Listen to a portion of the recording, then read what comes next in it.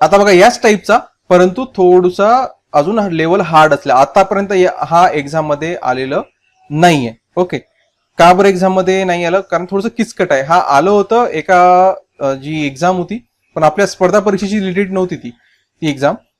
तर काय प्रश्न आहे बघा, खालील क्रमिकेचे n चे पद 68 आहे, तर n ची किंमत किती? आता इथं गोंधळ तो काय आपण माहिती आहे का, n म्हणजे काय, n चं पद काय?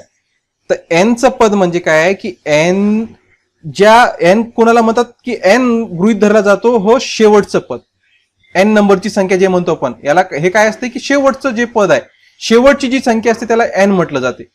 गणितीय भाषेमध्ये n नंबरचं पद आहे म्हणतो, सूत्रामध्ये जाणून बुजून n अशा अंकासाठी वापरतो जो शेवटचा आहे. तर इथं आपल्याला काय करायचं आहे की इथं काय सांगितलं त्यांनी, शेवटचं पद सांगितलंय, तो किती आहे म्हणते 68 आहे.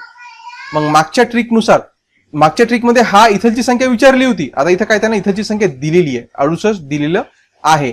मग पहिला क्रमांक कोणता आहे? 5, ते सुद्धा आपल्याला माहित आहे, तो लिहून टाका. आपण नंतर काय करतो, प्लस करतो. प्लस कशामध्ये करतो? एकूण पदांमध्ये. आता आपल्याला एकूण पद माहित नाहीये, n आहे ना, n नंबरची संख्या माहिती आहे आपल्याला, n नंबरला म्हणजे शेवटी 68 आहे, परंतु हे अशी एकूण श्रृंखला किती नंबरची आहे, n म्हणजे एकूण संख्या किती आहे ते आपल्याला माहित नाही, मग ते nच घ्यावं लागते. आणि आपण याच्यामध्ये काय करतो, n-1 घेत असतो. ते जशाला तसं आणि गुणतो कशानं?